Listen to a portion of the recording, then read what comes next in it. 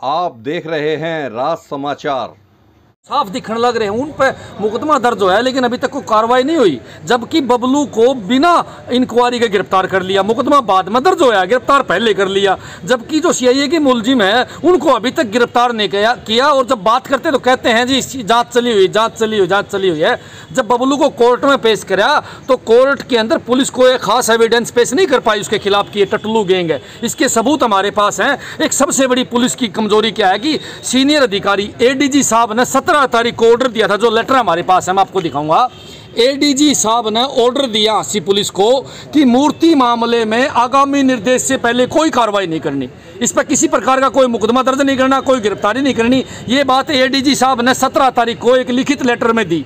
लेकिन जब वो कार्रवाई कर दी तो 19 तारीख को दोबारा एडीजी साहब ने लेटर लिखा कि आपने आदेश की अवहेलना क्यों करी। मैं बार बार दिखाना चाहूँ कि एसपी आसी अपने सीनियर अधिकारियों की न तो ऑर्डर को मानते, क्यों ऐसा करने लग रहे हैं। इस बात से साफ दिखा है कि एसपी आसी भी इस मामले में संदेह के घेरे में है। इसीलिए हम बार बार मांग करते हैं कि एसपी आसी की भी जांच करवाई जाए डीजीपी लेवल के अधिकारी से, या कोई हाई कोर्ट से जांच करवाई जाए। सरकार की रिस्पॉन्सिबिलिटी बनती है। मैं श्री मनोहर लाल खट्टर जी से, माननीय मुख्यमंत्री जी से और अनिल विज जी से, दोनों से इस बात की प्रार्थना करता हूं कि एक यूपी से आए हुए बाहरी जो आदमी है जिनका यहाँ कोई भी नहीं है, उस आदमी पर मुकदमा झूठा दर्ज करा है उसको छुड़वाया जाए। और जो पुलिस के अधिकारी है, चाहे एसपी लेवल के अधिकारी हो, उनकी जाँच करवाई जाए। और आदेशों को क्यों नहीं माना, इसकी भी एफआईआर होनी चाहिए। किस अधिकारी की गलती से ये आदेश पहुंचे नहीं या मानने नहीं, इसके बारे में भी एसपी साहब को सफाई देनी चाहिए और इसकी भी जांच होनी चाहिए। मैं एक बात और कहना चाहूँगा, अब कोर्ट के अंदर कोई पुलिस ऐसा साक्ष्य नहीं पेश कर पाई जिससे साबित हो गया टटलू गैंग है। न कोई सोने की वो डली पेश कर पाई और एक व्हाट्सअप चैट पेश कर पाई, वो भी हाय हेलो के बारे में। इस बारे में कुछ नहीं है, उसके अंदर कोई साबित नहीं होता। वकील साहब ने बिल्कुल सारी बातें क्लियर करी। आप यहाँ पे जो वीडियो का है मूर्ति काटने का बात कर रहे हैं, उसमें मूर्ति काटने लग रहे हैं। कौन काट रहा है? मूर्ति वही काटने लग रहे हैं, बबलू काटने लग रहे हैं, वो सुनार है विवेक वो काटने लग रहे हैं। और काटने के बाद जब उन्होंने टेस्ट करे तो 80% उसमें सोना उन लोगों ने बताया। और विवेक पाटिल ने अपनी स्टेटमेंट में भी यह बात बताई है, पुलिस स्टेटमेंट में भी यह बात है हमारे पास कि भाई उसमें 80% सोना था।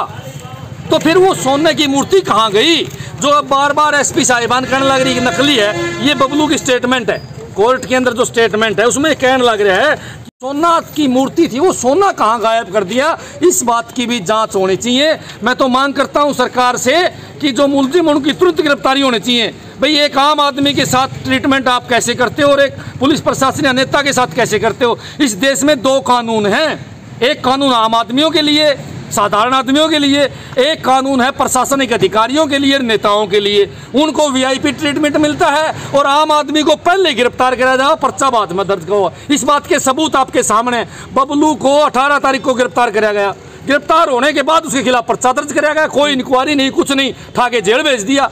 और दूसरी तरफ जो मुलजिम है जिनने सरेआम मूर्ति खुर्द-बुर्द करी है, जो मैं तो मानूँ गोल्ड की मूर्ति थी, बेच खाई है, उनके खिलाफ एफआईआर तो कर दी है। लेकिन जब हम गिरफ्तारी की मांग करते हैं तो कहते हैं कि जांच का विषय है, इसकी जांच होने लग रही है। फिर 2 कानून क्यों है जी, यही बात हम बताना चाहते थे आज।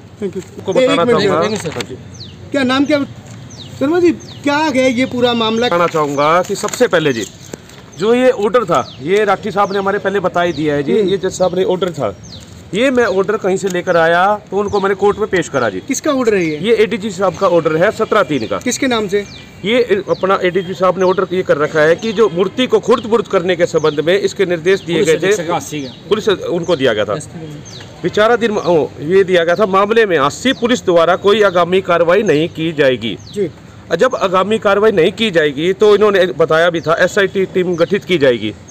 उसके बाद पुलिस क्या करती है, इसको गिरफ्तार करती है बबलू को, फिर उसका रिमांड लेती है। अन्य की गिरफ्तारी जो दूसरे की भी करती है, टीम को उत्तर प्रदेश ले जाकर अधिकारियों, इसमें क्या कहा गया है, उन्होंने कहा है कि मेरे अन्य उच्च अधिकारियों की आदेशों की अवहेलना है।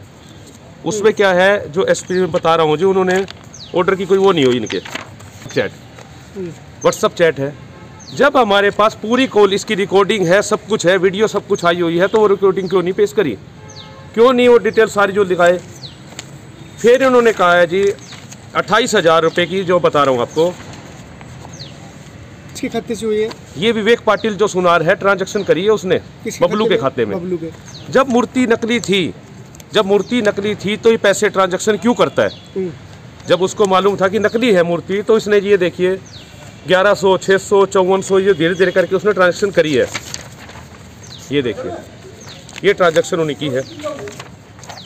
तो मैं आप लास्ट तो अभी क्या है जी, ये जो सत्ता, हमें पूरा विश्वास है माननीय अदालत हमारे संजीव काजला एसडीजीएम की कोर्ट, आगे का वक्त दे दिया गया। हाँ जी, आगे का वक्त दिया गया है, क्योंकि उस दिन ये कोर्ट में ये जो ये ओरिजिनल कागज थे पेश नहीं कर पाए जी, तो इसलिए हमें 27। पुलिस अपने उनका कहना था कि हमारी नॉलेज में ये कागज नहीं है जी, हमें नहीं पता, ये इसमें कहीं साफ क्लियर नहीं आ रहा, ये डेट वगैरह जो साफ क्लियर नहीं आ रही।